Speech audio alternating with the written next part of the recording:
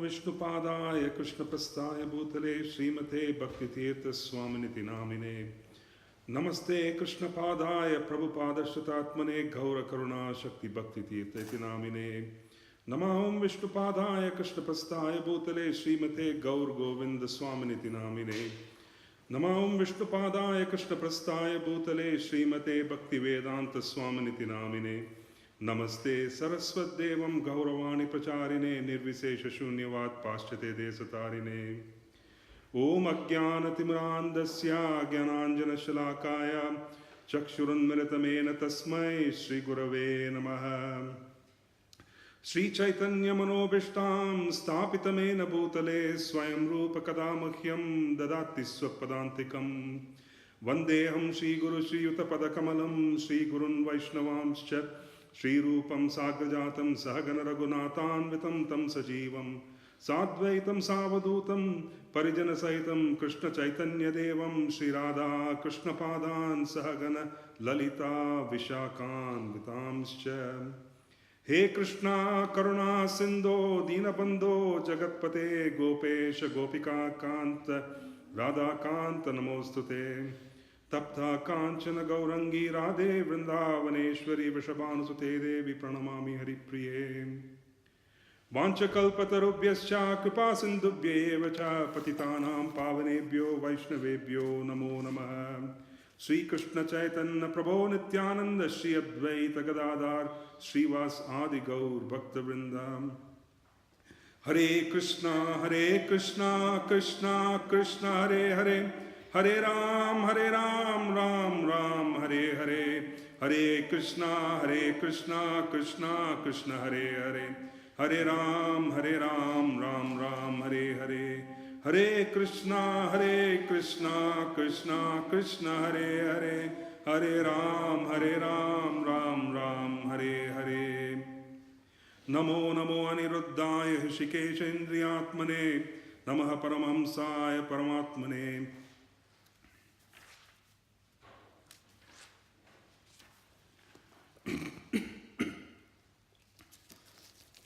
Sorry, I have a sore throat. It's interrupting the class a little bit, so please forgive me. So before we begin, I was just wanting to talk a little bit about the classes that we're going to offer.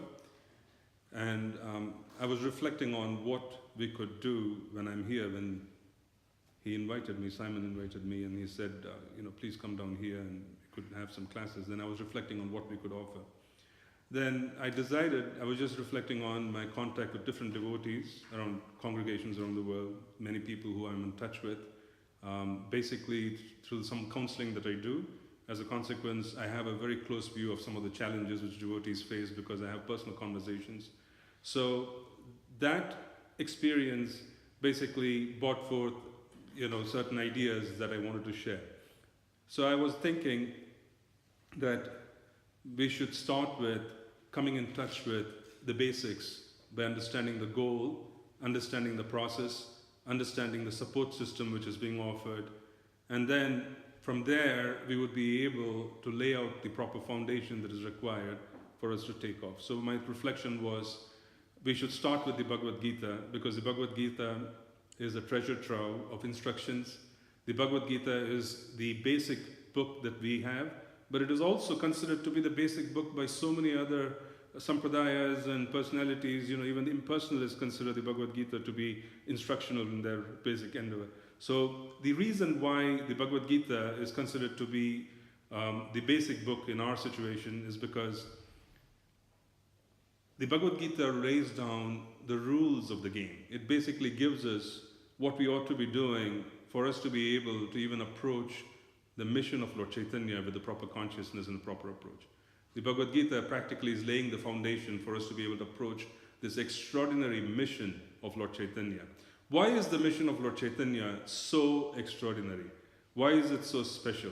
It is so special because it is unprecedented, it is unusual, and the offering and the goal that is being offered and the gift that is being offered is far beyond the reach of even the most strict practitioners of any kind of sadhana. So the goal of Krishna consciousness which Lord Chaitanya has offered us, which we are so fortunate to have come in touch with, is Krishna Prema. So can Krishna offer Krishna Prema? Can Krishna offer Krishna Prema? Yes, no? Yes. I hear a yes, and I hear a yes here. Can Krishna offer Krishna Prema? The fact is, can Krishna offer his own Prema, the Prema or the love of Godhead, which a devotee feels in their heart, is not experienced by Krishna fully. You see, he can't really comprehend why his devotees swoon when they come in touch with his extraordinary features, his extraordinary Leela. Why do they faint? What is so extraordinary about me that people have fallen in love and they can't really, they practically forget their existence and they do activities which they can't, they're like mad people. They become totally mad, and he can't understand why is this so, because he can't really comprehend why people, his devotees, his very special devotees, fall in love the way they do. He can't comprehend. So can Krishna understand Krishna Prema? Obviously he can't, because it's far beyond his comprehension as to what is so special about me that my devotee basically goes through all these experiences. So there's a reflection by our acharyas that Krishna Prema can only be offered by those who experience it. Those who experience the love of Godhead, those who experience this extraordinary attachment to Krishna, are those who carry that love in their hearts. They are the ones who have the ability to distribute it. So who is the supreme lover of Sri Krishna? Srimati Radharani. Only she has the ability to offer Krishna Prema because she carries it in full. If anybody carries Prema in full for Krishna, it is Srimati Radharani. There's no one else. Now this extraordinary incarnation of Lord Chaitanya was such that he descended as Krishna. But in the mood of Srimati Radharani to experience what is so unusual about me which others experience, because he can't experience it himself. His devotee, Srimati Radharani, experiences this extraordinary affection, this extraordinary love. What is it which he experiences? I need to be able to taste it. So this is the confidential nature of the appearance of Lord Chaitanya, where it is two personalities in one, but in the mood of Srimati Radharani, Lord Chaitanya is also experiencing the very, very special separation and the extraordinary amount of yearning for coming in touch with Krishna when he is a part of the material realm in one sense. So it is only Lord Chaitanya who can have the compassion to understand the suffering that we undergo in separation from Krishna. Krishna cannot understand. Lord Chaitanya can understand. Gaura can understand. This Gauranga Mahaprabhu, he is so special that he can understand the suffering because he is going through it. And he has his extraordinary love, so he has the ability to distribute. Namo Mahavadanyaya Krishna Prema Pradayate. This Krishna Prema is being distributed by him through the office of Lord Nityananda. Lord Nityananda has been given the free charge of being able to distribute it. He distributes it around the world. Our Srila Prabhupada distributed it. Many consider it to be the empowerment of Lord Nityananda, where the mercy just flowed all over to every corner of the world. So Lord Chaitanya empowered Sri Nityananda Ram. Sri Nityananda Ram is distributing it. We'll talk more about Gaur Leela tomorrow when we talk about the Chaitanya Charitamrita and the aspects of Chaitanya Charitamrita. Because Gaur Leela is very confidential. There are aspects of it which we will touch upon. But I wanted to first set the stage for why are we here, what are we gathered to do. The goal of this process is Krishna Prema. And it is so unusual, and it is so unavailable, and we are all so unqualified. There is no one who is qualified to receive it, immaterial of how many rounds we chant. Our qualification is because we have a connection with Srila Prabhupada. That's the only qualification we have. And as long as our connection with Srila Prabhupada is strengthened on a daily basis, then we have the ability to be picked up. We are Kripa Siddhas. We are not sadhakas.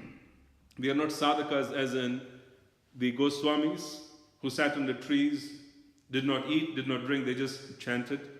We are not sadhakas as in so many different acharyas who sat in caves in Govardhan and went without food, water, and just sustained themselves on the amazing power of the holy names. We are not sadhakas in that sense. We really aren't. We don't have any qualification to claim that we have the power to do sadhana, and through the sadhana, we have this ascending process of being able to reach the goal which Mahaprabhu has given us. We don't have that qualification. We are Kripa Siddhas. We are Kripa Siddhas. We are completely dependent on the mercy of Mahaprabhu and the mercy of his special servants like Srila Prabhupada and many other devotees. We are completely dependent on their mercy. So the idea here is, what is it that we ought to do as jivas who are conditioned and who have no qualification to be a part of Mahaprabhu's movement? What is it that we ought to do to position ourselves so that we get picked up? There's a lot of confusion. There's immense confusion amongst devotees as to what one ought to do to be picked up. You see? There's confusion because the material world is confusing. It gives us objectives which one can't comprehend. You see? Many of us face complexities. We'll talk more about it. So I'm going to go into the basics of the challenges which devotees face. I'm going to use Sri Bhagavad Gita, and then we're going to proceed. Now, we're going to talk about Srimad Bhagavatam.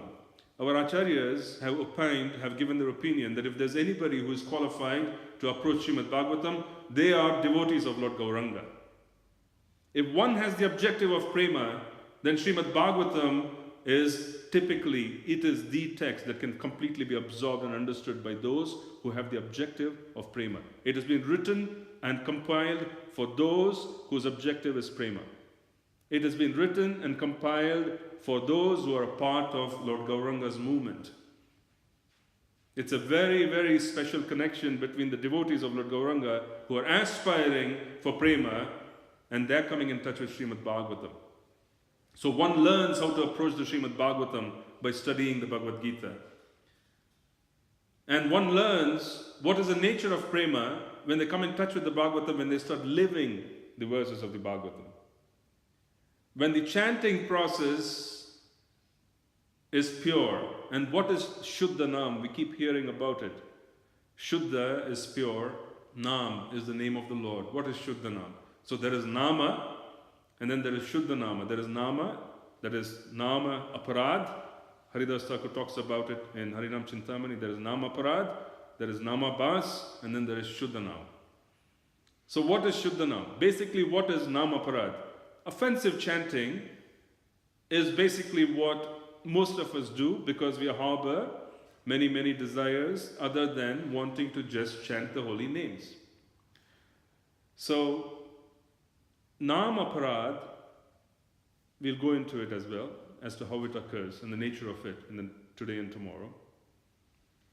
Nam Aparad basically reinforces, in one sense, material desires. It strengthens our ability to constantly be attracted by material nature in certain ways. It's a slow and steady process for us to get out of it. But aparad basically strengthens the material desire. Namabhas is when we stop committing offenses and we are able to chant without offenses. The acharyas have given us their opinion that when someone is chanting without offenses, they can be granted liberation. Can you imagine? If you chant the holy names without offenses, you attain the goal of an impersonalist who wants to attain Brahman realization. You attain the yoga platform which the yogi wants to do, all through inoffensive chanting of the holy name. You are not yet chanting Shuddha Nam. The pure name is not being chanted. We are chanting Namabhas, which is a reflection of the pure name. A reflection of the pure name has the ability to grant liberation, which is so fascinating to see that liberation is considered to be one of the pillars of religious pursuit, of spiritual pursuit, and that is being granted so easily. And one can observe this. Even a neophyte, everybody is a neophyte, but I can use that word to simply indicate someone who has just started into the process of Krishna consciousness, they have the ability to experience liberation to some extent. You see, they become free from anxiety after 1 year of chanting. Didn't we all go through it? We all went through it. We were so anxious and we were so agitated when we came in touch with the process. 1 year of dedicated, proper chanting, and the agitation went away. We had so much, I would say, ability to control and manage our life. This is liberation, where we really are not playing into material energy, but we have the ability to manage it. You see, there's great cooperation. There is great cooperation from the demigods and from all powerful personalities for those who are chanting the holy names under the protection of Sri Mahaprabhu. There is cooperation. There's great cooperation. That's why there are so many wonderful things which happen to devotees.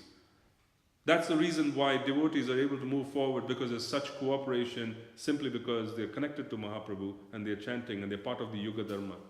The Dharma, the duty which is to be done in this particular Yuga, is to chant. So Namabhas has the ability to grant liberation. What is Shuddhanam? What is this amazing Shuddhanam? You see, once a soul is liberated, they are in the spiritual sky, but yet they haven't really formed a relationship with the Supreme Lord. Shuddhanam is the name that is chanted on the streets of Vrindavan in Goloka. When the cowherd boys call upon Krishna, when they say, Krishna, Krishna, come here, that is Shuddhanam, because there they have complete realization of the relationship with Krishna.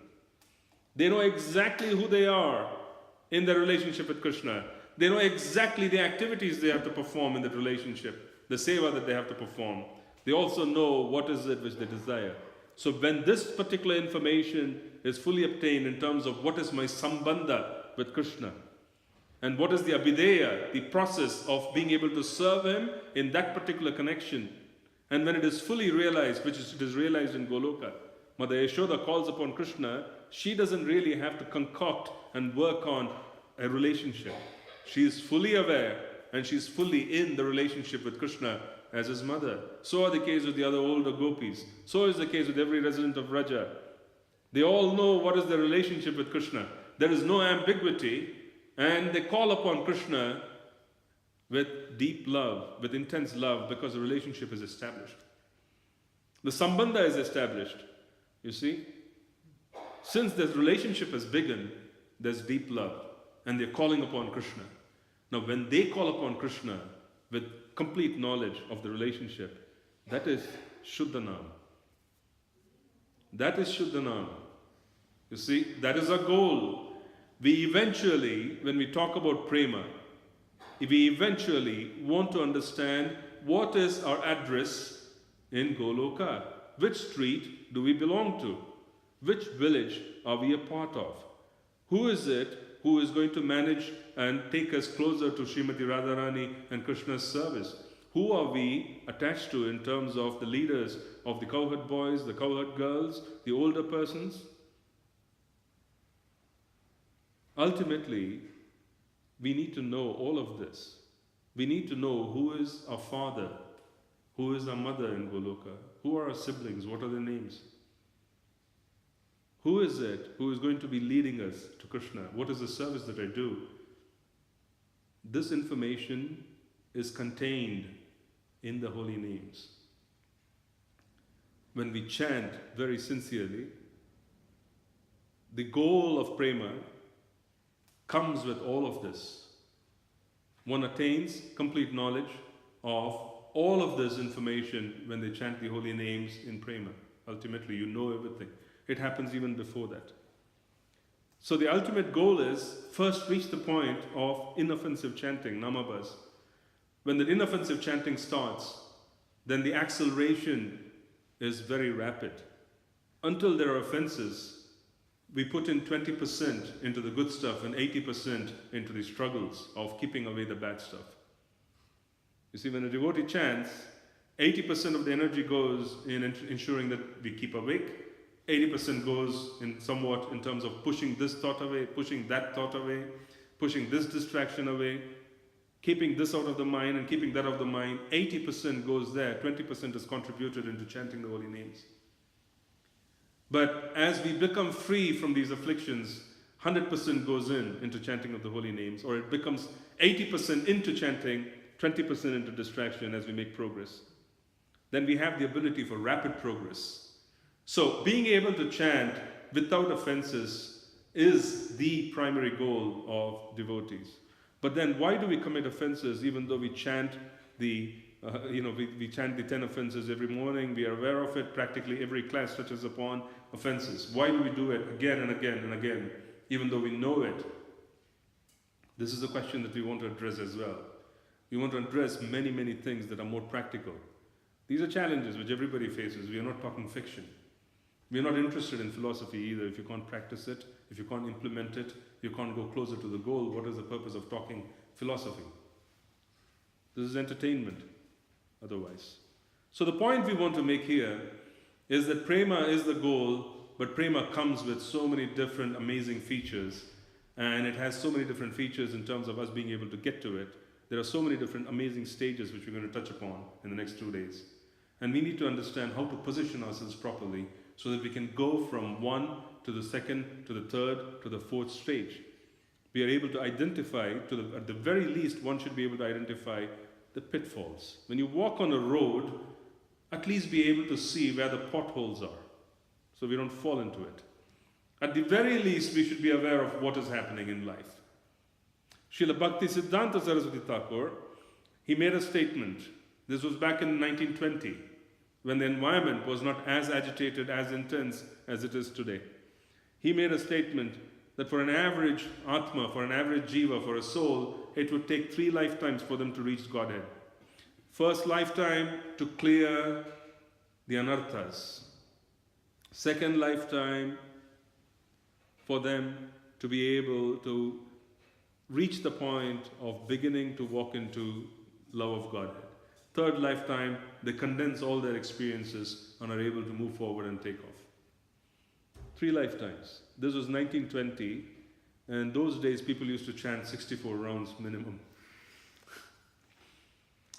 They used to be dedicated, and they used to chant 64 rounds minimum. This was 1920, and 3 lifetimes.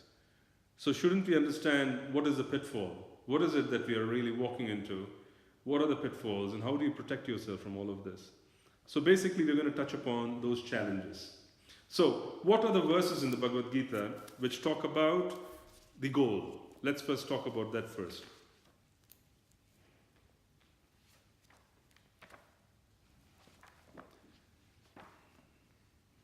It's quite extraordinary. 1865. 1865 is quite definitive. It's at the end of the Bhagavad Gita. What does it say? Manmanabhav madbhakto madhyaji mam namaskuru mame vishyasi satyam te pratijane priyosi me. So always think of me, become my devotee, worship me and offer your homage unto me. Thus you will come to me without fail. I promise you this because you are my very dear friend. So Krishna is making this awesome statement, and he says this is confidential instructions. You see, 64 says this, Sarva guhyatmam bhuyaha, shunume paramam vachaha, ishtosi me dridam iti, tato vakshayami te hitam. Because you are my very dear friend. He's making a statement, because you are my very dear friend, because you have sambandha, you are attached to me, I am speaking to you my supreme instruction, the most confidential knowledge of all. Hear this from me, for it's for your benefit. And after this, he makes a statement saying, always think of me, become my devotee, worship me, and offer your homage unto me. Thus you will come to me without fail. I promise you this because you are my very dear friend. Can you even reflect on this for a moment, please? Krishna is saying, always think of me. Please reflect on this awesome proposition by Krishna. Can anyone always think of him? Is it possible? Think about it. Just reflect on it for a moment. He's saying, you always think of me. That's the goal. When is it possible to always think of Krishna? When is it possible to always think of anyone on this planet? Mundane love, people falling in love on the mundane platform, getting attached to each other, They can't sleep, they can't eat, they can't do anything. They practically wake up and go to bed thinking about their, the attachment they have for the partner. This is mundane love. It's experienced. So, that mundane love is giving us a few clues as to what is the possibility of a human being. You see, the mundane aspect of falling in love is giving us a clue into what we are capable of getting into, what kind of trouble can we get into. We practically have the capacity to forget to eat, forget to sleep, and always think about a person. This is possible. It is possible, yes. I know I'm sitting on the Vyasasana, and I'm making a statement here about mundane love, but it's a fact. It's a fact that it is possible. The senses and the mind and the intelligence of a human being are capable of being fully captured in their attention to their partner. It's possible. So basically, when Krishna is saying, always think of me, he is saying, you fall in love with me. Saying, you fall in love with me, because you can't really always think of anyone unless you're in love with them. You can't. It's really not possible. So he's saying, you fall in love with me. So this verse is talking about prema. Okay? Now, this verse is talking about prema, and there is another verse which Srila Rupa Goswami uses in Bhakti Rasamrita Sindhu, which also talks about it in terms of the internal attitude. What is that verse? It is Anya Bilashita Shunyam Jnana Karmadi Anavratam Anukuliyena Krishna Anushiranam Bhakti Ruttama. Uttama Bhakti is where there is no other objective. Anya Abhilashita. There is no other objective other than wanting to follow favorably in the footsteps of Krishna, wanting to serve him. There's no other objective. There is no objective to be attained in terms of achievements in this world. Karma. People want to have a better standard of living. They want to bring in wealth. They want to bring in so many other aspects into their life so that they can improve their lot. There are many of us who are suffering. There are various degrees of suffering in this world, literally. And people want to be rid of the suffering. So this is jnana. See, the jnani doesn't want to enjoy. The jnani doesn't want to enjoy. He has reached a conclusion that this place is nonsense. The jnani has reached a conclusion that this place is a nonsense. I want to leave and I want liberation. So the objective of the jnani is to go back, to be liberated, to be free from material existence. The objective of the karmi is to improve his lot by hopping from one situation to the other and making improvements, and even sometimes going from one planet to the other so that he can live a better life. This is karmi. So, Srila Rupa Goswami is defining, saying, Jnana Karmadi Anavratam. There can neither be an objective of wanting liberation to end suffering, there can neither be an objective of wanting to improve a lot in terms of acquiring wealth and so on and so forth. Okay? So this is the basic definition of what one needs to be internally for us to be able to practically even go on the path of falling in love with Krishna or proceeding in that path. We are so far away.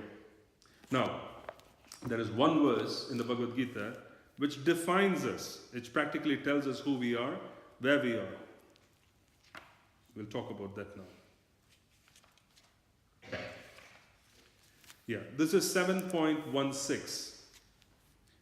Chaturvida bhajante mam janah sukritino arjuna artho jigyasurarthati jnani cha bharatarashava. Translation: O best among the Bharatas, 4 kinds of pious men begin to render devotional service unto me: the distressed, the desire of wealth, the inquisitive, and he who is searching for knowledge of the Absolute. Now, if you're honestly introspecting, let us see if we fall into these categories, please. 7.16. Who is approaching Krishna? Krishna says the distressed approach me. People who are in distress. Do we approach him in distress? Do we want our distress to be relieved? We do. So where are we? Are we in 18.65 or are we in 7.16? We are in 7.16.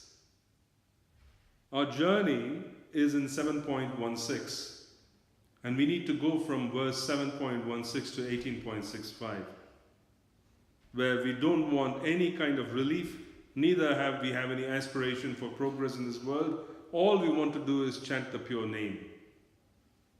That's the journey which is being defined. You have two goalposts, one on the other extreme, 18.65, Krishna says, always think of me. And then there is this particular situation of where we are in reality. We want our distress to be removed, or we want our material lot to be improved in certain ways. There are different degrees of attachment. I'm not saying that everybody is grossly wanting improvements in their life and so on and so forth as devotees. There are different degrees of attachment. There are different degrees of maybe this is good, maybe that is good. I have this feeling. There are different degrees of wanting and not wanting certain things. We are in 7.16 quite clearly. And Krishna wants us to be in 18.65. This is the journey. This is sadhana. We're going to talk about it. Now, why is being in 7.16 a problem? Why is being in 7.16 a problem? Why is having issues, desires to resolve certain issues, why is it a problem? You see, let's have a very clear understanding. If today we are facing challenges in chanting the holy name, if today we are facing challenges in following the process properly, it is because we did not desire to chant the holy names 20 years back or 15 years back. We were not desiring to chant the holy names. We were desiring circumstances of our life 20 years back, 15 years back, which were not very well aligned with Krishna consciousness. So 20 years hence, our desires of 20 years back have already manifested, which are somewhat challenging. Does this make sense to you? Go back 20 years, where we're really saying that I want to be in the association of devotees. I want to be in a place where I can chant, where we're really saying that all I want to do is chant. Let my circumstances be arranged so that I can chant. We were not saying that. 20 years back, we had aspirations for life which were very different. So since we had aspirations for life which were very different 20 years back, 20 years later, with all the effort that we put in and all the desiring that we did, we are into circumstances which sometimes are quite challenging to follow the process of Krishna consciousness. It's a fact. What we were in the previous lifetime, the consolidation of desires brought us into the present. What we were 20 years back is a reflection of what we are today. What we desire today is going to manifest in the future, making it easy for us to do what we need to do. So be very, very careful. Be very, very, very careful in wanting things in life without understanding why you want them, specifically in relationship with Krishna consciousness. Be very careful. The material energy and the material manifestation and what's going on in this particular world is very complex. All the confusion that we see of existence in this world is because there were unqualified and unhealthy desires of many people that are practically manifested today. It's a fact. Our own complications in our life are nothing but a manifestation of unhealthy desires. It's a fact. It's a consolidation of unhealthy desires that have manifested. This understanding has to be there. This correction course has to come. That we don't desire things randomly. We don't go for objectives which are disconnected from Krishna consciousness. It's very dangerous because those circumstances will happen. We are chanting the holy names. If the holy names in the unoffensive stage can grant liberation, in the offensive stage they can grant material desires. We chant the holy names quite powerfully. We engage in deity worship quite powerfully. We are in touch with great personalities through their presence, like Srila Prabhupada. If we carry desires that are unhealthy, those desires which are unhealthy will also get granted. Be very careful, because you are in an environment which is so powerful, anything can get granted. Anything can get granted. We do not want to manifest our life in the future, or even in the near future or in the present, in a manner which is unhealthy for Krishna consciousness. So keeping Krishna in the center is very important. Now, which is the verse which talks about the phenomenon of devotees having challenges? We'll talk about it. It's basically the second chapter where the Bhagavad Gita summarized, the knowledge of the Gita summarized.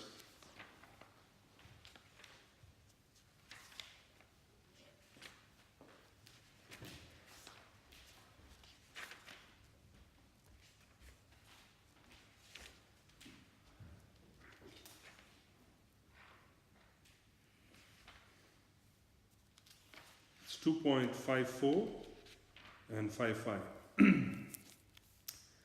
Arjuno vacha stita prajnasya ka bhasha samadhistasya keshava stita dihi kim praveshita kim ashita vrajeta kim.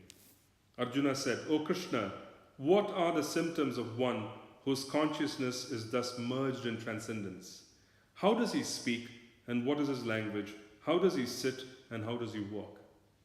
Arjuna is asking Krishna, if you talk about samadhi, someone who has attained the position of constantly being in trance and being in touch with you, what are the symptoms of such a person? So Krishna is answering in the next verse, text 55. Shri Bhagavanu Vacha Prajahati yada kaman sarvan partha manogataha atmani evatmana tushtaha stita prajna stadochyate.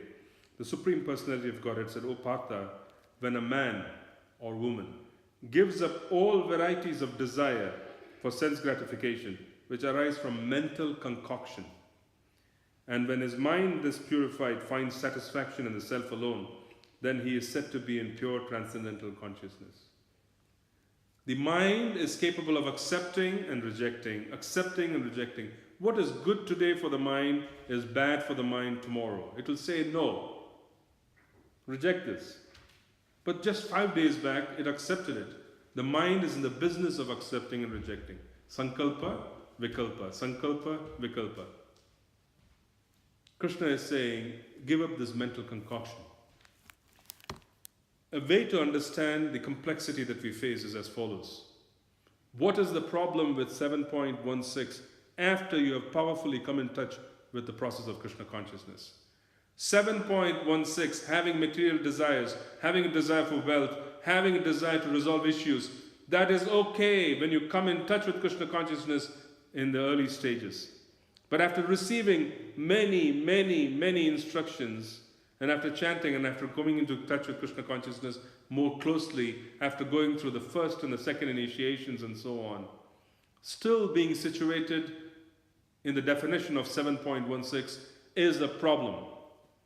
Why is it a problem? It is because it makes the devotee very unhappy. There is nothing worse than an unhappy devotee.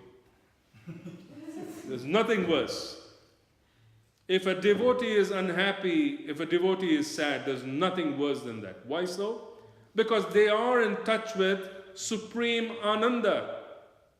They are in touch with supreme pleasure, the Hladini Shakti, Srimati Radharani and Krishna. They are in touch with the Samam Bonam, the source and the treasure trove and the entire collection of Ananda, bliss. When someone is in touch with bliss and yet they are depressed and they are feeling dysfunctional, you have a big problem in our society. This has to be understood. Why is it that a devotee has to be sad? Why is it that a devotee has to go through challenges? Why is it that this even happens to devotees? Especially those who have practiced it, especially those who have received mercy. This is a matter for introspection. The problem is 7.16. You see, the Bhagavad Gita gives us an analogy. The Bhagavad Gita says that you are constructed like a chariot. You are constructed like a chariot. The senses are the horses. The mind is the reins of the chariot. The intelligence is the charioteer. And the passenger is the Atma, the soul. Now consider the problem which we are facing. The senses not being properly controlled by the charioteer, intelligence, or going in different directions and setting up their own plans. Your taxi, after you get into your taxi, the engine says, I will take you wherever I want. The driver, he can do whatever he wants. He's not going to be able to control me. You are a passenger in a chariot where the horses are going to do what they want to do. Now your desire, because you hear from class after class after class, our desire is wanting to progress in Krishna consciousness, because deep down, devotees are sincere. They want to make progress. They're very special. Every devotee is so special. I will just share an incident from Srila Prabhupada's time. In the early days of our movement in New York City, there was a devotee by name Bhakta John. He was quite dysfunctional. He was not mentally very sound. He was quite dysfunctional. So he used to interrupt the class in certain ways, but he still was a part of the group. He had a sincere endeavor of wanting to be a part of the movement. This was in the early days of Prabhupada. So this Bhakta John, he basically couldn't take the suffering that he was going through. And one day he took his life. He passed away because he committed suicide. Srila Prabhupada returned from his tour of Europe and India back to New York City. And Srila Prabhupada asked the devotees, where is Bhakta John? You see? Even though Bhakta John was not contributing in terms of service because he was not capable of doing much, because he was dysfunctional in certain ways, he wasn't really practicing very seriously. Srila Prabhupada, the moment he came to New York City, he saw he was missing where is Bhakta John? Then the devotees told Srila Prabhupada that Bhakta John, Srila Prabhupada passed away the previous week because he committed suicide. He couldn't handle his mental difficulties. He left his body by taking his own life. Immediately, the devotees who were surrounding Srila Prabhupada, they could see Srila Prabhupada going into a trance. Literally, they could see Srila Prabhupada going into a trance. He went into a trance where he was lost to the present amongst the devotees for almost for a minute or so. Then when he opened his eyes, those days the devotees really did not know how to communicate with the spiritual master. So they immediately asked Srila Prabhupada, what were you doing? You see? And Srila Prabhupada said, I was praying and I was telling Krishna to take this soul and put him in a devotee family. You see? So every soul who comes here, as sincere or insincere they may be, are very precious to Srila Prabhupada.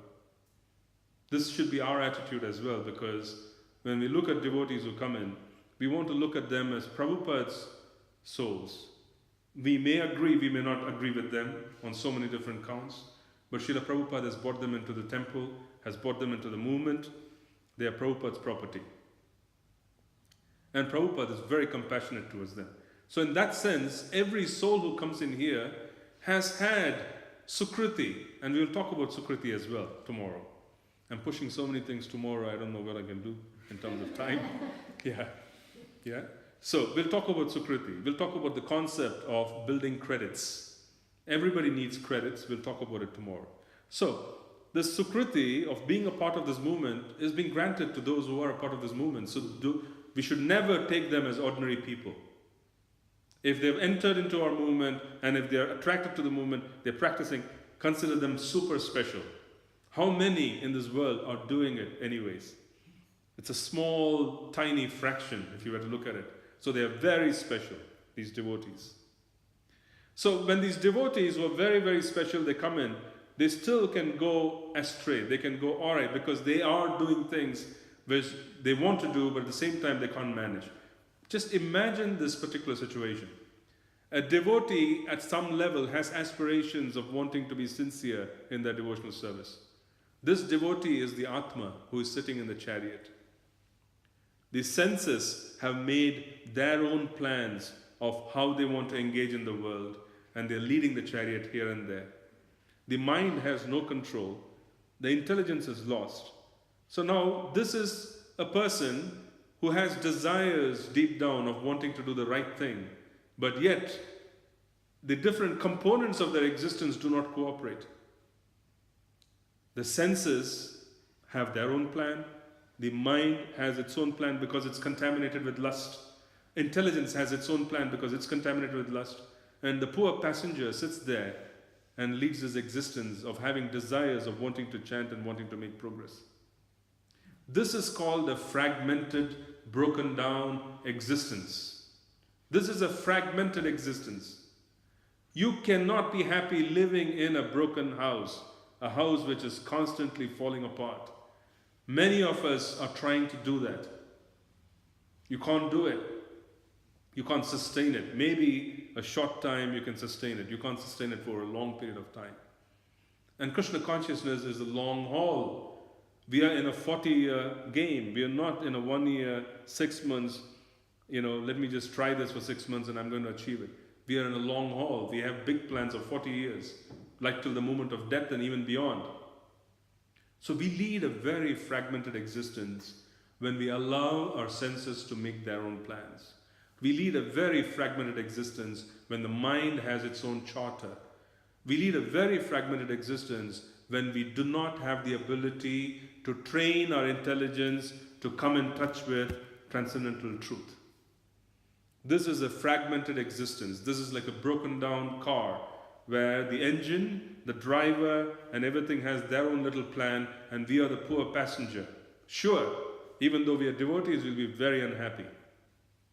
The issue with devotees being unhappy is that they don't go all the way in Krishna consciousness, and they have been trained to give up material life. So whatever little sense gratification they had, they have been told it's Maya, so they have given that up. And then they come into Krishna consciousness and they don't contribute 100% into Krishna consciousness. So now they are stranded. So the senses are still wanting to engage with the world. The mind is still unable to control the senses. The intelligence is very weak. Intelligence is very weak because intelligence is not being trained to act according to Shastra. A few years back, one of our sannyasis, he basically wanted me to do a little yagya, a Narasimha yagya. And he was having this 2-day seminar about Nama. And I was supposed to do a little segment about obstacles and do a yagya. So I did the Narasimha yagya. Before doing the yagya, I gave a little talk. And the talk it was a very straightforward talk because I really don't know much. So I said very clearly, the process which has been given to us is very simple. A child can do it.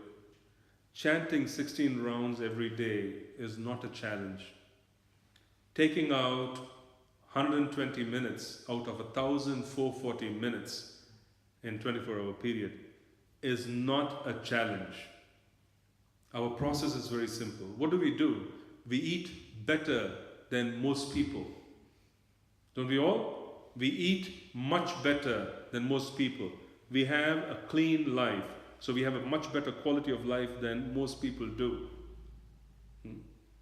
So our process is basically quite easy and it's actually sublime. It's very attractive and it's very healthy. And it is very easy to do. So why is it that we have been given an easy process and then yet devotees face challenges in being able to implement it? There's only one answer to that. You have an easy process, but you have a complicated life. One answer. Devotees have complicated lives. The process is easy. Life is complicated. And as a consequence, people face challenges. What is a complicated life? A life which has not been designed for the purpose of chanting is a complicated life. A life which has not been designed based on the desires of the spiritual master, based on the desires of the parampara, is a complicated life. A life which is being designed by the pull of the senses is a complicated life. So when we match a very simple, sublime, easy to do process with a complicated lifestyle, it doesn't work. We have complicated lifestyles. The demand of Srila Prabhupada is actually very simple, straightforward. I'm sure every one of you here would agree. Everyone will agree that the process is very simple, straightforward. There are days when we can do it, there are days we can't do it because our lifestyles are complicated. So why is it that our lifestyles are complicated? Because the senses allowed us to desire life in certain ways. We desired life based on what our senses dictated a few years back. What is today is the desire of yesterday. It's very simple. What is today is a consolidation and aggregation of desires of yesterday. Because we didn't desire to chant, but instead we were desiring something else, our existence today is very complicated sometimes. So devotees lead very fragmented lives. When they lead fragmented lives where the senses are dictating what they want to do, the devotee who is the soul is sitting inside knowing exactly what is right but can't implement it because the senses are stronger. They are very unhappy. So this is what makes a devotee unhappy. An unhappy devotee is one who has lost control of their ability to manage the process of Krishna consciousness. It's very simple. As a consequence, they are solving problems. 90% of energy goes into solving problems. And then they think they are transcending. Let me transcend. You can't constantly transcend. You cannot constantly transcend. You cannot. No one can constantly transcend. There have to be periods of peace where you can consolidate and you can move forward. One cannot constantly transcend and jump hoops and jump over all kinds of obstacles throughout life and expect that they can consolidate and move forward. Please understand that this is a very, very, very profound truth. Because I talk to devotees around the world, practically around the world, and I hear very, very open conversations I have with them in terms of the challenges. So please do not underestimate the fact that a vast majority of our devotees face challenges, even though their intentions and their desires are very sincere at this time. They face challenges because they practically did not plan for a Krishna conscious life. Someone met me a few years back. He had just graduated. And he asked me, Prabhu, and I had counseled him into what he ought to do in terms of education, so on and so forth. So he asked me, Prabhu, what is it I should do? Please give me instructions. I've graduated. I'm going to go into a job. I said, you plan for retirement. He said, I'm only 24. I said, you plan for retirement. You're only 24. You have to plan for retirement.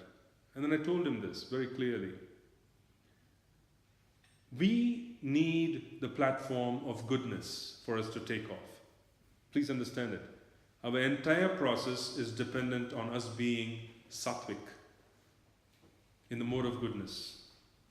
But our workplace is not in the mode of goodness. It is actually in the mode of passion. Sometimes it's negative.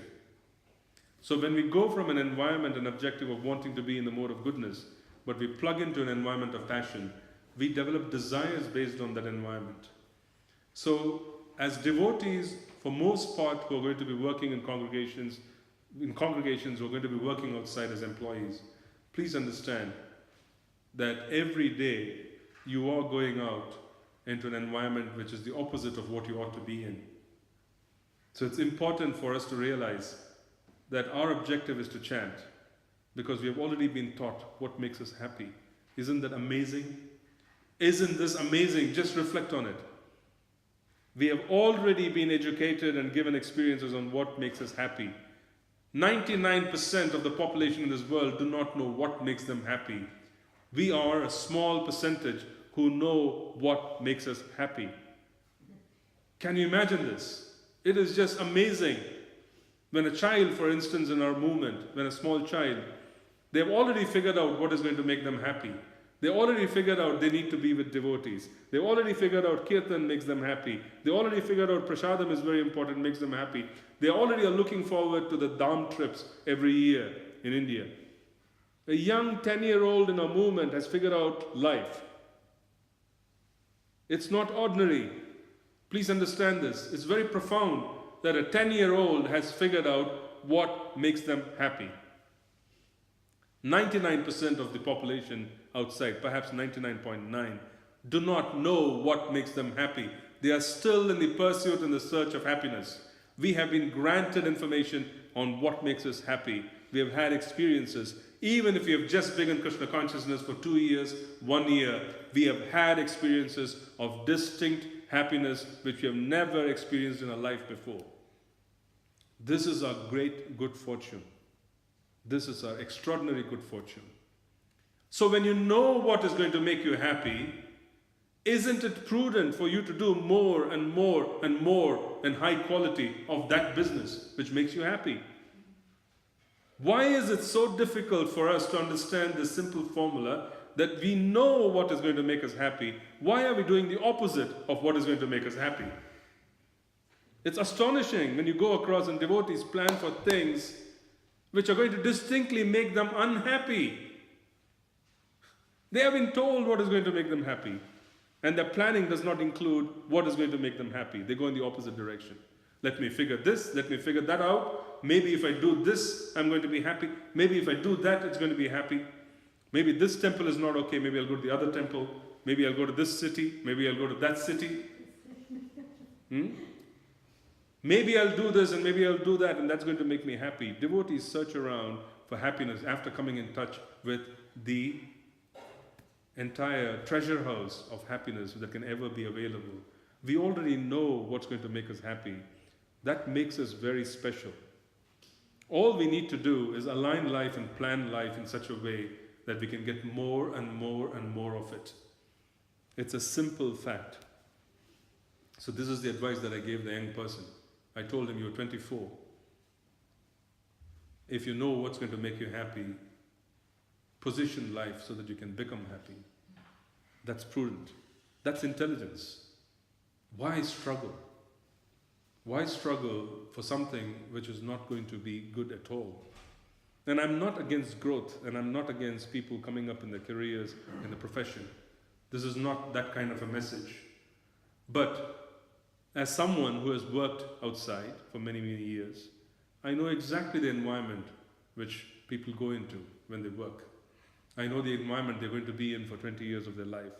I know how much it can contribute to the detriment of Krishna consciousness. So it's very important to have proper desires.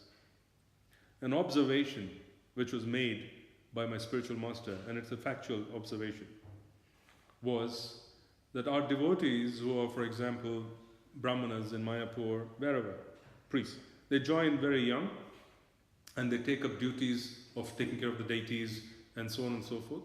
All in a sudden, many devotees who have served, they come into wealth quite naturally. They make some arrangement for coming into some level of opulence quite easily. You see? Because of their contribution in terms of the engagement in activity, they do develop credits. Because they have the Sukriti, they develop credits. It's like a bank account. You have credits, and these credits are like the precursor or the preliminary step before you can convert it into dollars and euros. So they already have credits. So once they have credits, at some level in their life, they desire that they want this kind of a life. And they get the money for them to be able to do it. It's quite astonishing. They're not very educated, and you will suddenly find that they come into money. It's an observation. It's a fact. So our process has the ability to take care of our lives in a quite sublime way if it is done properly as well. And I'm not saying that one should do this for the purpose of making money, but I'm saying that the struggle need not be there. It need not be there. We can get taken care of quite easily if you're sincere in our process. So first thing that I want to establish is that we are in 7.16. We have desires that are unqualified. The second point we want to establish is that if we are unhappy as devotees, we need a fact check. We really need to sit and understand what is making us unhappy. And we need to understand that something is wrong with the way we have planned life. Go back and realign life to ensure that we are able to align ourselves with what is required. And you will find many issues being resolved. Living according to Shastra will practically resolve issues in everyone's life. So, I'm going to stop here because we've spoken for almost, I think, an hour, and I'll see if there are questions. Yes. Can you introduce yourself, because I don't know anyone here? Hare Krishna, Shri Vrindavan Prabhu. My name is Shashireka Gopika Devidasya. Hare Krishna. I'm very, very glad to see you and your family, I guess. Yes. I just want to share some realizations, and this is very important for me to be here now and to hear your message. And my realization is about wishes or desires, what you spoke. After 3 years of practicing Krishna consciousness, I had a very deep crisis in my life. And first step, which helped me to come out from this crisis, was to write down my wishes. It was advice from one Mataji, 100 wishes, and at that time I didn't have any wishes at all. I just wanted to disappear because it was so painful. And I sat down and wrote them. I became aware about my wishes, and even if they were not from my heart, some of them, like I just want to have some handy, some mobile phone, something like this, very material. But it was my first step which came me from, put me from this crisis, and then everything became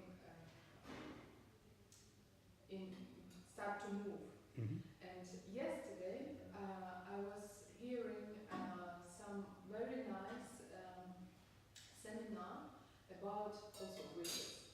And Mataji spoke about writing a book of life, to be very aware about our goals, what we want to achieve. And she was describing it very, very tasteful, very interesting, and today you just made this point what I missed. Yeah, that and that you said that if you don't wish this in the future, or today I have some problems in my chanting, so I understood now why I have them, and now I understood also what should be actually in my book of life in 10 years, in 20 years, and I'm thankful very much. It's very powerful, actually. Yes, it's, there are many devotees, young devotees, who contact me, and at times, they are in the process of wanting to find a partner. And I tell them, because it's such an important decision, I tell them that you should study Shastra and then write down the qualities of the partner that you require, but from a Shastric viewpoint, as to what is proper in having a certain husband or wife and so on.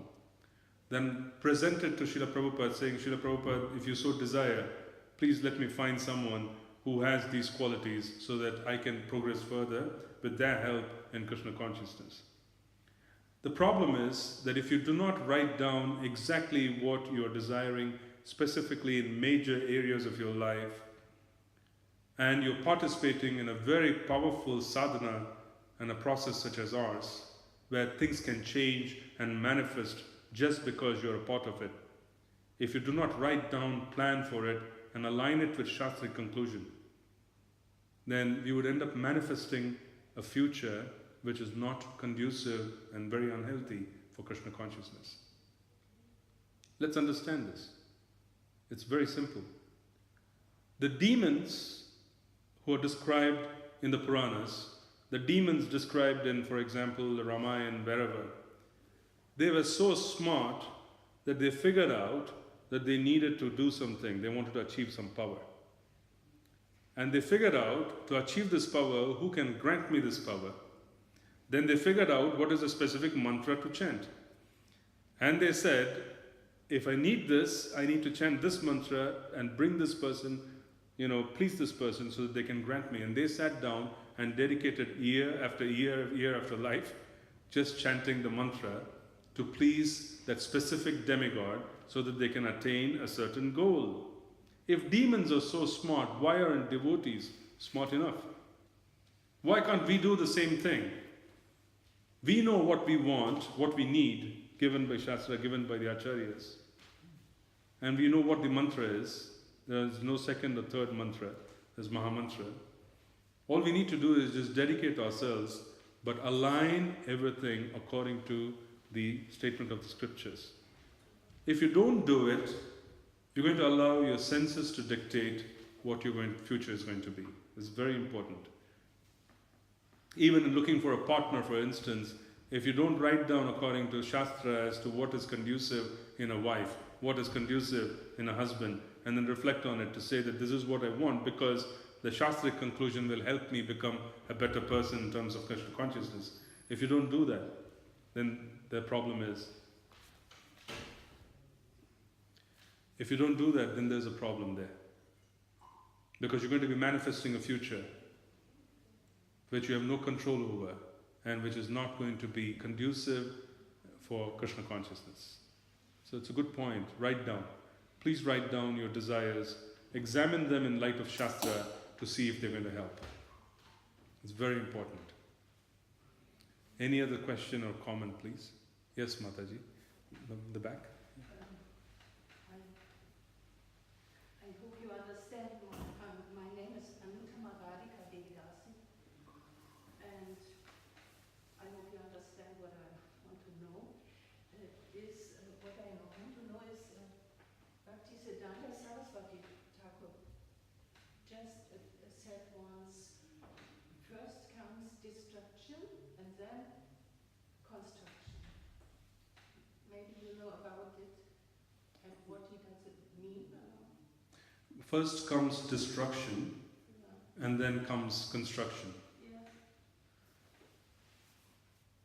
I do not know the exact context, but as a generalization, the destruction basically, in terms of even the creation, process of creation in the universe, the cycle is to destroy first and then to put all the right ingredients back and then reconstruct in a proper way. So, the point I want to make is the demigods, the servants of Krishna, they are quite impersonal in their decision making. They don't really look at us as X number of people with lives, with relationships, with emotions who exist on the planet. When they find that the planet has increased its level of mode of ignorance, it's increased its level of tamas, then they send an immense amount of destruction so to remove the tamas away before the other process can take over. So in other words, for people who want to practice, sometimes we see in the scriptures too, the sages praying, saying, please come and remove this because it's overwhelming. We can't function because it's just overwhelming. Then the negativity is removed. So the negativity is removed and there's destruction, and then there's a constructive process where things can flourish again. So this is seen again. This is seen where the end of Lord Brahma's day, there's destruction of the lower planetary systems. The end of Lord Brahma's life, there's complete destruction of material energy, and then there's a remanifestation of material energy, remanifestation of creation. So I'm thinking that the reference that you make of Srila Bhaktisiddhanta Saraswati Thakur had the connection. In a similar fashion, go ahead, you wanted to make a comment. It's not inside one people's life, one two person's life, that there's also, I understood like this, there's also first destruction, and then construction in the devotee's life. Yes, it is a very, in reality, there is devastation, and the devastation comes through because one needs to understand the process first. When we are calling upon the divine couple and we are telling them we want to be your servants, we want to be your servants, we want to be your servants. We keep repeating this through chanting the holy names every day, in the morning, in the evening, in the night. We are telling them we want to serve you. The servants of the divine couple, they look down upon us and they say, this person wants to serve us. But then look at the mess around this person's life. This mess needs to be sorted out. This mess needs to be removed. Otherwise they can't serve. So then they practically take apart the person's life, put everything back on the table, and then reconstruct it so that the future is sublime. So very fortunate are the devotees who can go through that experience. Very, very fortunate. Because not everybody desires that devastation. As a consequence, they hold back.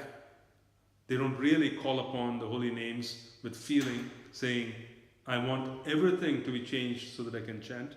Not everybody does it. There are few devotees who are sincere enough, who call upon the holy names with such sincerity, saying, do whatever you please. Let your will be done. I want to step out of the way.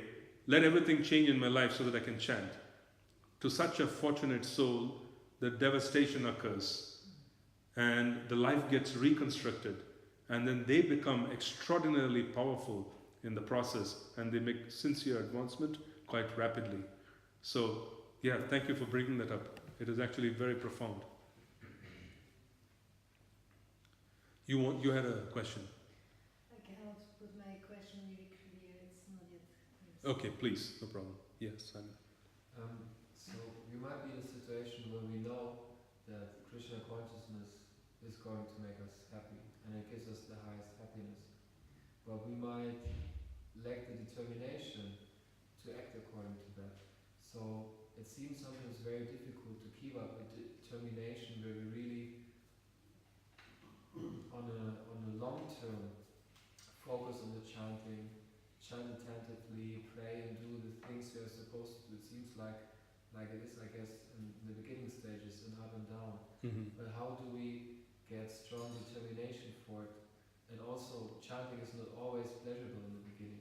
It seems like sometimes that nishta and rucha on these stages, then it becomes really something you look forward to, you chant. But maybe during stages like Anata Nifriti, it's not always so much pleasure there. So how do we keep the determination on the long term in our spiritual life? See, keeping determination in the initial stages requires association. This is very important. When we talk about association, we literally are not talking about hanging out with devotees. Devotees hang out with devotees. I'm hanging out with a devotee, maybe we'll go catch a movie together. Yeah? So there's all kinds of misconception on what association is. Association is not necessarily being together and then suffering together. Because a lot of people think association is to come together and then we can suffer together. Hold our own little party where everybody can share what their misgivings about life are, and then figure out that, okay, Krishna consciousness is not working, let's try this out. So that is not association. What is association is when you come in touch with people who have the ability to inspire you to chant. So we practically have to come in touch with souls who have the ability to inspire us to chant. And that need not necessarily be physical association. It is Vani. You can listen, because when this person speaks and that person has a lot of ether in them, they have the ability to shatter the misgivings that we have in our heart and instill faith. We're going to talk about it in terms of the stages. So you need to come in touch with powerful association who have the ability to transform our hearts. And if you do it consistently, then the inspiration comes along. You see, ultimately, it's about desire. You have to desire, arrangements will be made. Very important. You are not dealing with impersonal elements. You're dealing with a person. You're dealing with a divine couple and their servants who are all persons. They have emotions, they can understand you. If you are sincere and your desire is sincere and you're intense about it, it will manifest. And the beauty is that everybody is accessible to us. Srila Prabhupada is accessible, Srila Bhakti Siddhanta Saraswati is accessible, His Guru Maharaj is accessible, Srila Bhaktivinoda Thakur is accessible, even though they are not manifest in their physical appearance on the planet. Every one of our predecessor acharyas is fully accessible by chanting prayers. There are so many wonderful, wonderful experiences of devotees which they experience when they come in touch with, when they're very connected to a certain acharya in our line, certain personality in our line. So the point I'm trying to make is, we have extraordinary level of help available. Extraordinary level of help. And we need to couple that help with desires that are sincere. So we need to constantly monitor as to whether we are sincerely desiring pure devotional service. Sorry to say this, most devotees don't sincerely desire pure devotional service. They have all other kinds of desires. You need to be able to look at the mirror and ask ourselves, is this what I want? Is this what I need? Am I asking for it every day? Am I superficially asking for it? Am I being very sincere? Am I ready to pay any kind of price for me to chant Shuddha Nam? We need to ask ourselves that. Devotional service. Thank you so much, bro.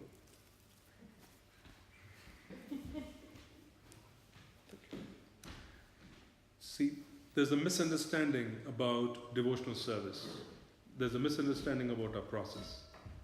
Our process is not like taking a walk on a flat plain for many, many, many miles and then saying, I've covered 1,000 miles, I've covered 2,000 miles, I've covered 3,000 miles, so I've made progress. Our process is like climbing a mountain. You have to scale the mountain and then you reach a plateau. When you reach the plateau, you feel that you've made progress, but you are actually at one level of the plateau. There's still a lot of peak to be attained, a lot of scaling needs to be done.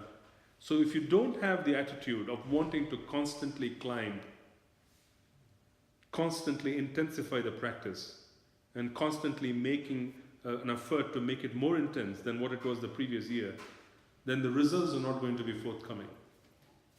You need to constantly climb, climb, climb. You are reaching a plateau. Don't rest. Sometimes devotees reach a plateau, they think, that's it, they keep walking.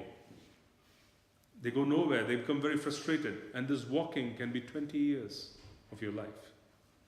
You can walk for 20 years without climbing.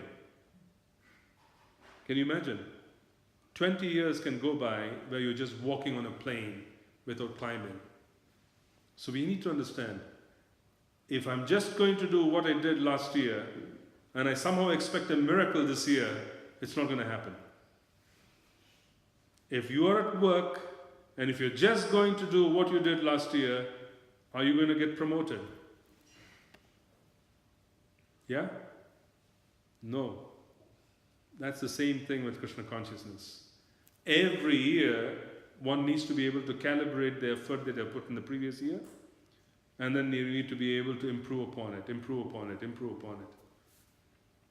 This is a process which is considered to be difficult in certain ways. But the goal is not a simple goal. And there are rewards along the way, by the way.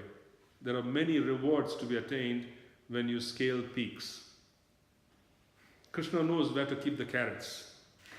Yeah? So there are carrots as you scale the peaks. Krishna knows. So once you get that, put the effort and you reach there, then the motivation for the next is there. Our process is very scientific. Why is it scientific?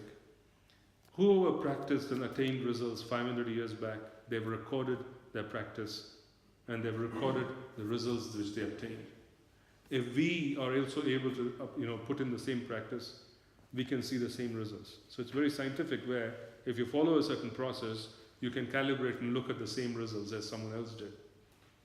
It's fascinating. There's so much to look forward to. But there's a price to be paid. Please don't underestimate the price. There is a price to be paid, and why not? For the most mean material achievements, we pay such a big price. Yeah? We go through such struggles just to maintain this body. And if Krishna is saying that he's going to give himself, why wouldn't there be a price to be paid? So there is a price to be paid. My answer was very long drawn out to your very straightforward, simple question about not having determination and how to strengthen determination. But to summarize, you need to be with people who are very determined. That will rub off on you. Or you need to hear classes from people who are very determined. Because their energy, their potency would come into you. It will shatter the ignorance which is in our hearts when we come in touch with that potency. The second part to it is we need to sincerely improve. If last year you were chanting X number of rounds, you're doing X kind of service, this year you should be able to list your service and say, this is what I did the last year, I want to improve, I want to increase. So there has to be a price which has to be paid as well. So the more we intensify, the greater would be our ability to penetrate material energy. Material energy cannot be penetrated with complacency. Krishna consciousness and complacency go ill together. You cannot be complacent, we cannot be relaxing and saying we have done our part. This is a long haul. I just wanted you to be aware that this is all it takes. But the rewards are there, and the measurement of rewards can also come. It's unfortunate when 30 years and 20 years of life are spent and people can't really figure out what they did. It's sad, because it's very, very sad. You need to measure, please. Understand that you need to measure. If you can't measure, and there are practical ways to measure. How? Say, for example, in terms of your number of hours of service, number of hours of reading, courses that you take, and the seva that you do, whatever seva you do, put it down, then you know how to improve upon it and calibrate it, and every year. Notes. This is done in the modern world. This is done in factories, it is done in establishments. So it should not surprise us. Improvements are done continuously in every environment possible. So why wouldn't we implement that attitude here? Yeah? So that's how we need to do it. If the previous year you only read an X number of chapters and you mastered only a certain number, then this year you can add some activity to it. If the previous year there were only X number of rounds that were chanted in the morning before, during the morning session, then you add to it. If the previous session, there were only a certain number of days when you could attend Mangalarti, then this year there's an improvement which can be made to it. Yeah? So I'm saying there are examples of where you can literally put things down and make improvements. Or will quantity bring quality? Quantity, will it bring quality if I just increase? Will it automatically bring Both. quality? Both. We do both, not just one. I'm saying increase, but do both. Do both. See, there are ways to measure. And if you don't measure, you will never know what's missing. It's very important. Yes, Mataji. Yeah, now it became really clear. At the moment, I very often experience the impression to be in a car and being on a highway, and I want to go there, but it's totally going really in the other direction, and I don't understand, because really I want to go there, and I don't know how to turn. And I was also a little bit realizing now when you spoke about doing my temple life, I think I forced myself too much, and I lost also, it wasn't really clear from outside, or I didn't hear it, what is the real goal. So I lost that's the goal in a relationship with Krishna and Radharani, and I lost the proper chant. So it was just seva, seva, seva. And I don't know if this is also one point why it goes now totally in the other direction, and it's like a knot. I see what I'm doing, and to write down all my desires out of the experience, and no, I don't want it. Even though I know, okay, I could give a lot of desires, but at the same time, no, this is not make me happy. So I don't know also, should I really invest in desires? Because I'm not interested in it. But actually, I really have the point to say, honestly, I don't want to serve. So this is also there. So I'm like a stubborn knot who don't know how to solve it. So what to do in such a situation. I'm trying to see how. I just want to make sure I understood your predicament.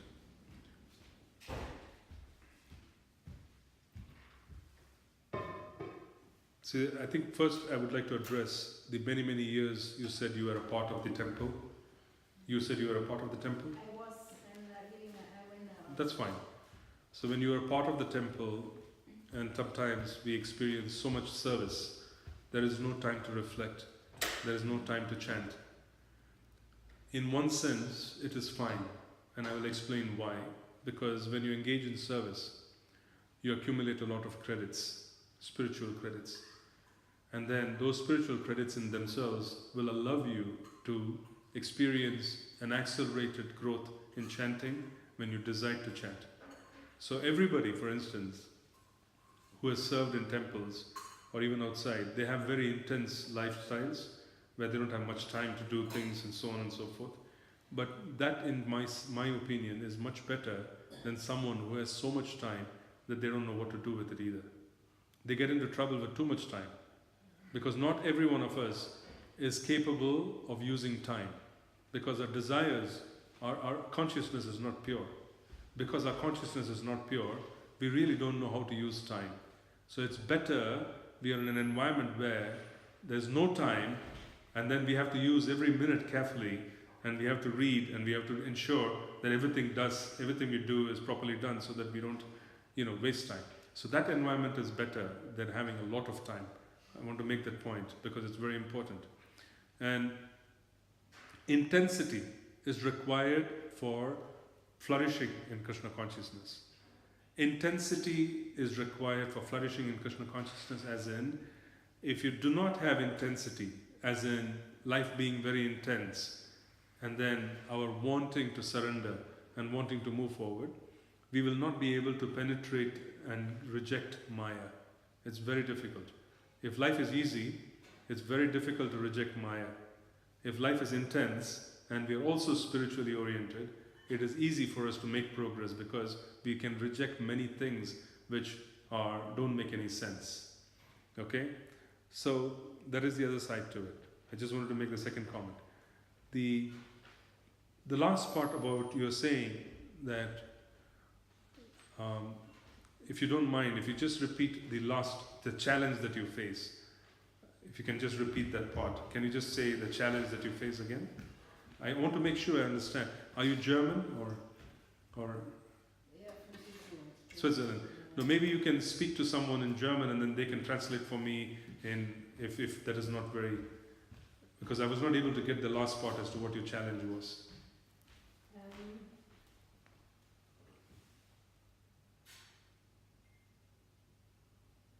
my challenge now is that I see I'm going totally to the other direction. I don't want to go there, and I don't know how to turn around.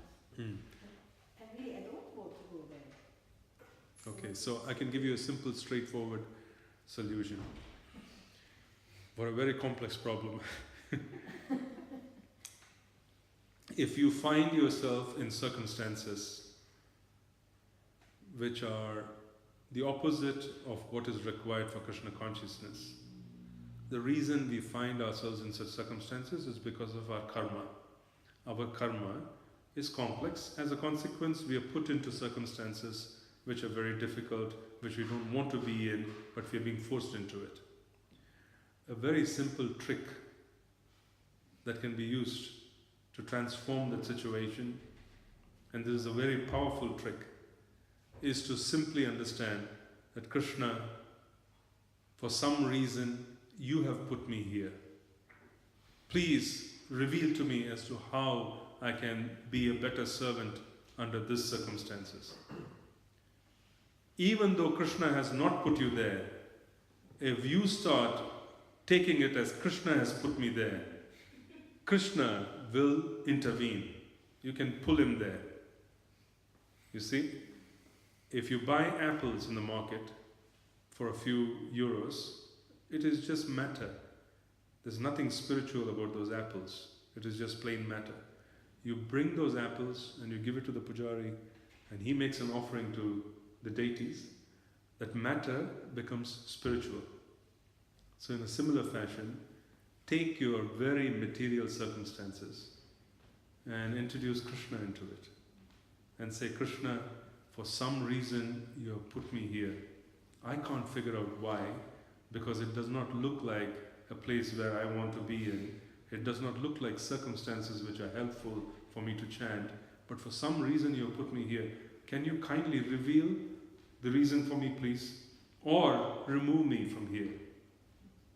You know, he will do one or the other. It's a guarantee. Introduce Krishna into it. Prayer is very powerful at a personal level. It's very powerful. And at the moment I'm also a little bit discovering that for forgiveness to oneself is actually, I think, quite important, because I accuse myself very often that I'm a loser, I'm a failure, I cannot do. So I feel, of course it's me, but it's also not me, like in my feeling.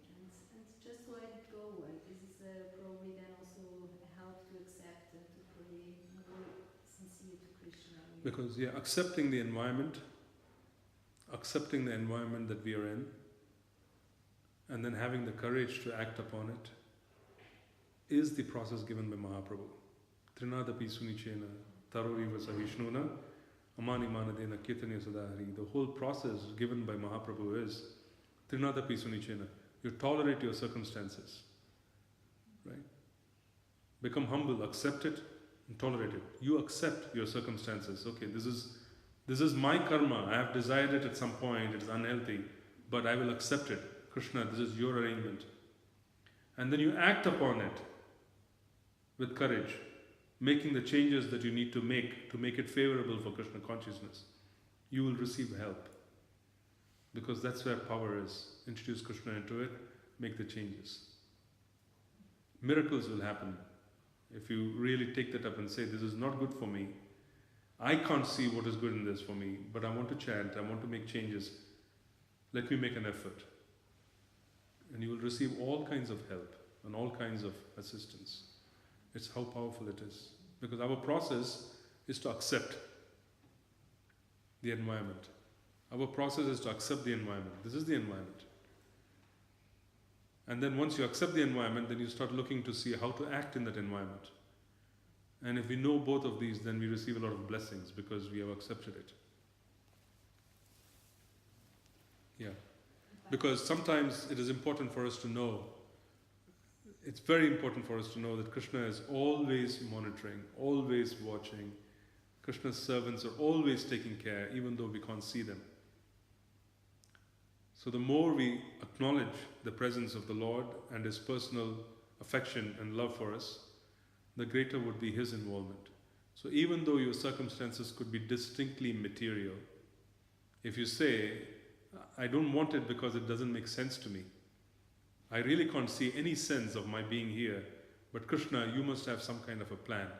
Even if Krishna doesn't have a plan, He will come and He'll make a plan for you. That is the trick. Yeah. Someone else on the hands, or? I am Tatiana because you asked to introduce. Sorry? I am Tatiana because you asked to introduce. Oh, Tatiana. Okay. Many of you, I know you by your voices, but yeah. I was suspecting. I wasn't sure. Yeah, you sing wonderfully. Yeah.